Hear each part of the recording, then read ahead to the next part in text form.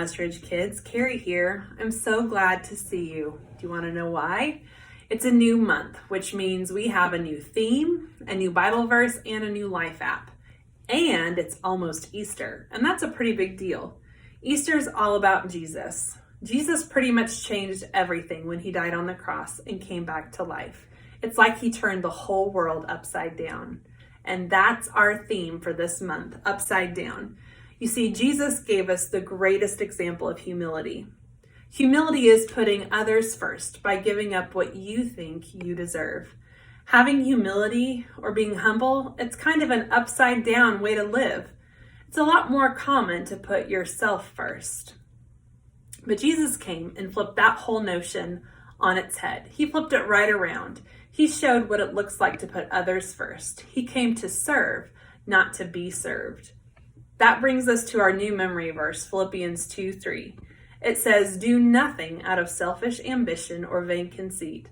Rather, in humility, value others above yourselves." Let's learn some actions to help us remember our verse.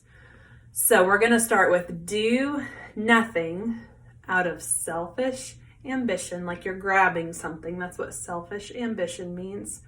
Or vain conceit. Vain conceit means you think you're hot stuff. So we're going to polish our nails like we're hot stuff.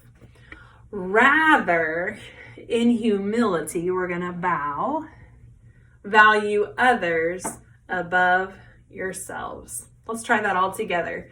Do nothing out of selfish ambition or vain conceit. Rather, in humility, value others above yourselves. Philippians 2:3. Great job, guys. Now you're going to hear more about this month's life app.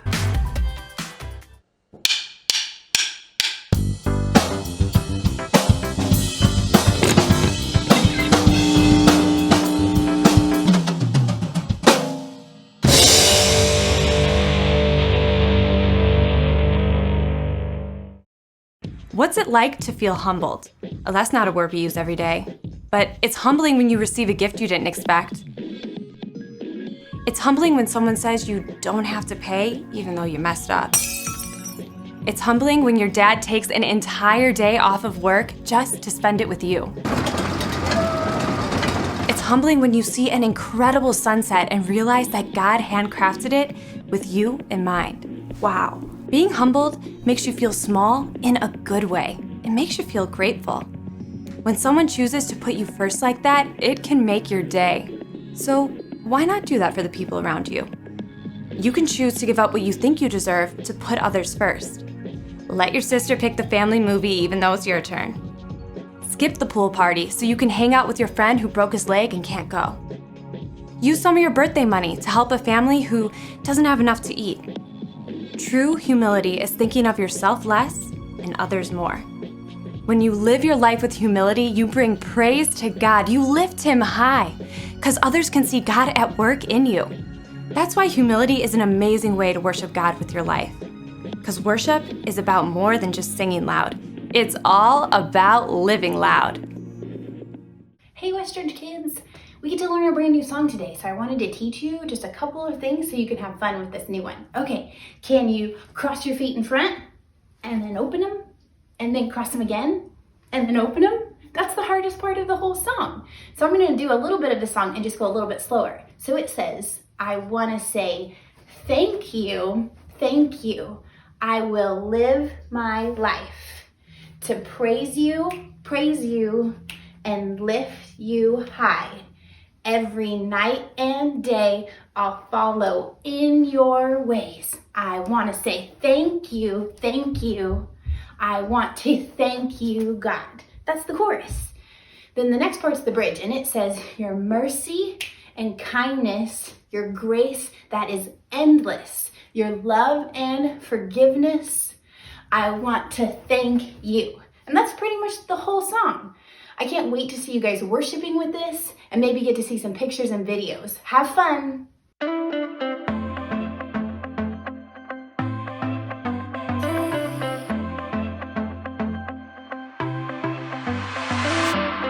Everywhere that I go, you're there with me. Even in the night when I cannot see.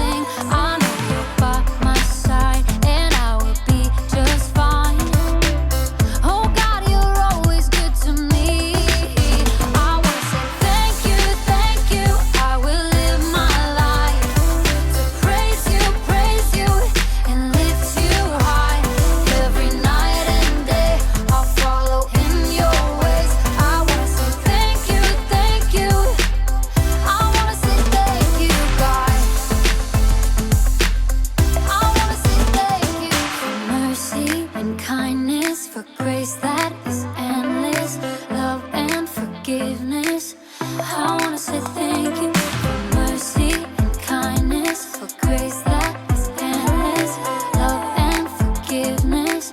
I wanna say thank you, thank you. I will live my life to praise you, and lift you high.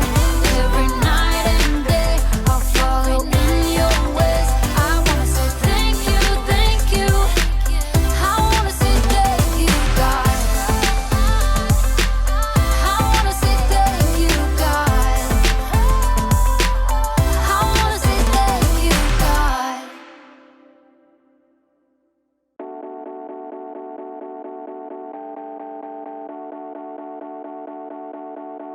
Hey, this is Jacob. Or, just Jake. Is everyone okay? There was like an earthquake or something in my room. I didn't feel it when I was outside my room, but then when I came in the room, everything was turned upside down. My table, my bed, also known as my couch, my Ferrari, my sculpture. That's better. I don't know how this could have. Wait a second. Is there such a thing as roomquake? Yeah, that must be it. Anyway, I'm supposed to talk to you today about something called humility. Humility is putting others first by giving up what you think you deserve. So that means like doing stuff for others, I guess? Like my friend Chris. He's really good at humility. I mean, he humiliates me like all the time. Am I saying that right? Humiliate. Humiliate. He shows humility to me. He's super busy, but he always takes the time to put me first by playing his April Fool's surprises on me. Like the time he put my keys in Jell-O. Or the time he made me a tray of brownies.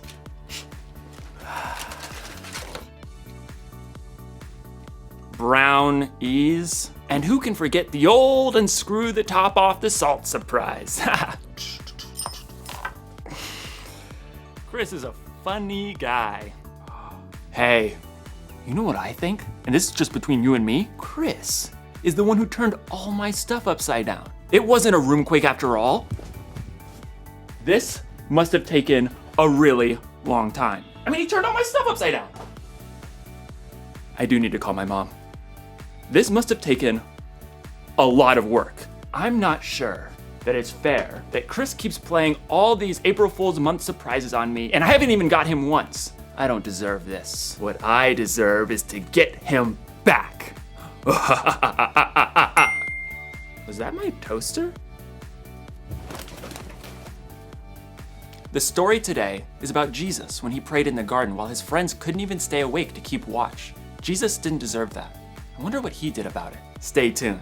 I'm gonna come up with a way to turn the tables on Chris. Chris is gonna notice when he goes in his room the tables aren't the way he remembered them. I'm gonna get the revenge I deserve. I'm gonna get the revenge I deserve! Is what I'm trying to say. Yeah, okay. The Bible. It's 66 books of history, stories, letters, and poetry that fit together to form God's one big story. The epic adventure of how he created us and loves us so much that he made a way to rescue us.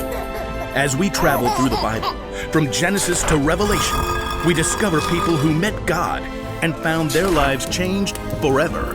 And now for an amazing story, inspired by the book of Matthew, chapter 26, verses 36 through 56. For months, the Jewish religious leaders had been plotting to silence Jesus. He called us pretenders, snakes!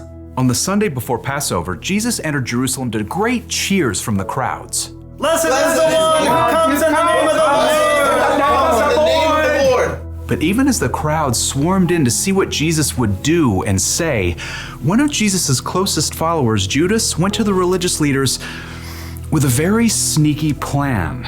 What are you willing to give me if I deliver him over to you? How about a cool 30 pieces of silver? Jesus knew these plans, but he also knew that his mission was to face those who hated him and let them take him without defending himself. He prepared his closest friends for this during a Passover meal, and then afterwards led them out of the city toward the Mount of Olives. Judas had already left them. "In a little while, you will no longer see me. Then after a little while, you will see me. I came from the Father and entered the world. Now I am leaving the world and going back to the Father." The air cooled as the evening darkened. "This very night, you will all turn away because of me." Peter, the most outspoken of Jesus' friends, quickened his step and tightened his hand on the sword he was carrying. "All the others may turn away because of you, but I never will." "What I'm about to tell you is true. It will happen tonight.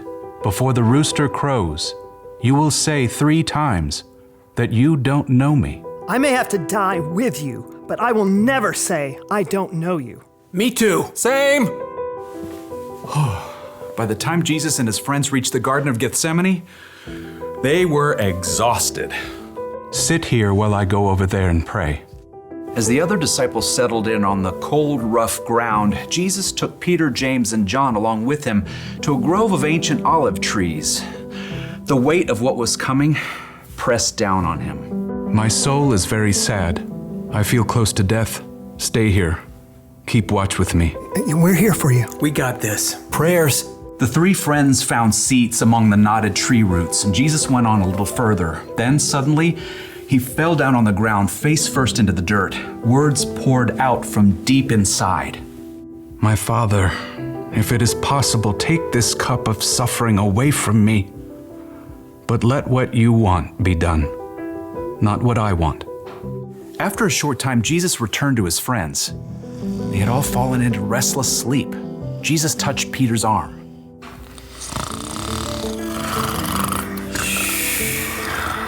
What? Huh? We're just praying. "Couldn't you men keep watch with me for 1 hour? Watch and pray. Then you won't fall into sin when you are tempted. The spirit is willing, but the body is weak." We'll stay awake this time. Got you covered. Again, Jesus threw himself down to pray. His pain was so deep, blood and sweat beaded on his forehead. "My Father, is it possible for this cup to be taken away? But if I must drink it, may what you want be done." Jesus returned to his friends once more, to find them still sleeping. The agony in his spirit forced Jesus to lay his heart out to God once more. He prayed the desperate words again, begging God to take away what was coming, and at the same time, revealing his complete trust in God's plan. "Let what you want be done, not what I want." At last, Jesus knew the time had come. He returned to find Peter, James, and John buried deep in sleep. Beyond them, his other followers slept too. "Are you still sleeping and resting?" The disciples struggled through a fog of sleep, blinking and yawning. Below them, torchlight showed an angry mob climbing up the hill. The men were waving swords and clubs, shouting as they came. "Look, the hour has come. The Son of Man is about to be handed over to sinners. Get up, let us go. Here comes the one who is handing me over to them." Jesus' friends staggered to their feet, and Peter clutched his sword. As the mob marched closer, they could see the man in front of the mob. It was their friend Judas. Judas? What are you doing? The mob had been sent by the Jewish religious leaders. Judas had already explained to them that he would greet Jesus with a kiss, so they would know exactly which man to arrest. Greetings, teacher. Judas ignored the other disciples and went directly to Jesus, kissing him on the cheek in greeting. Jesus drew back and looked Judas directly in the face. "Friend, do what you came to do." The mob surged forward as the disciples just stood there, frozen and confused. As men grabbed Jesus, Peter suddenly sprang to life, awkwardly drawing his sword. Should we use our swords? Peter didn't wait for an answer, but he struck out wildly. His blade sliced right through the ear of the high priest's servant. "Oh! Stop this!" Jesus touched the servant's ear. Immediately, he was healed. "Put your sword back in its place. Do you think I can't ask my Father for help? He would send an army of more than 70,000 angels right away. But then how would the scriptures come true? They say it must happen in this way." Jesus turned back to the mob and the men who held him. They hovered there, uncertain, in the flickering light of their torches. Am I leading a band of armed men against you? Do you have to come out with swords and clubs to capture me? Every day I sat in the temple courtyard teaching, and you didn't arrest me. But all this has happened so that the words of the prophets would come true. No one could respond to Jesus. Instead, they arrested him and led him away. And his friends who said they'd be with him through anything ran away. Jesus made the choice that would bring life to everyone, but that would cost him everything.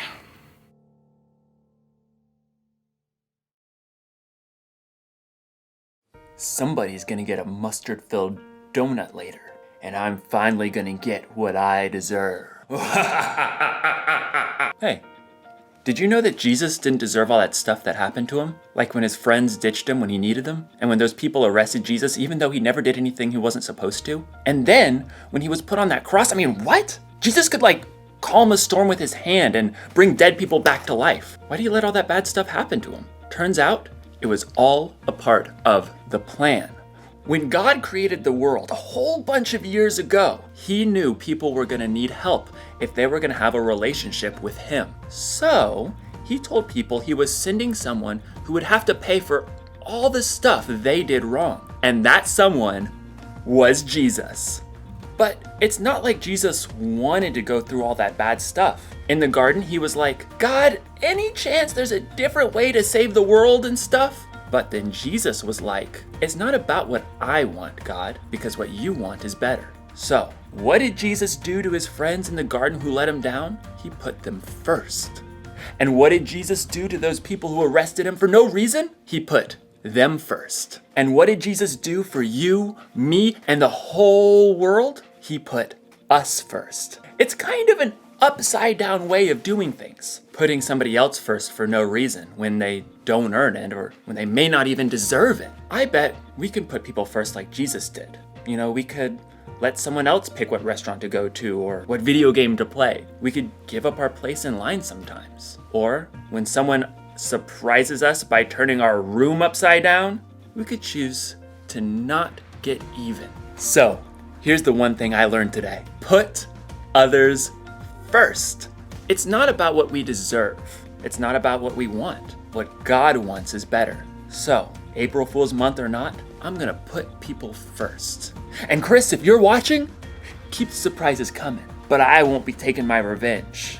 I'll just be sitting here, getting what I truly deserve.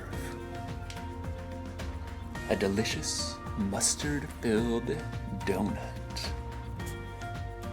Ah, that's some good stuff right there. That's some good mustard. See you next time.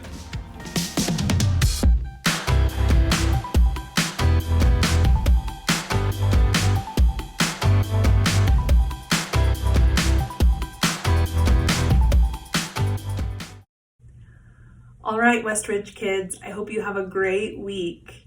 Parents, if you haven't already, check out the Westridge Kids Facebook page.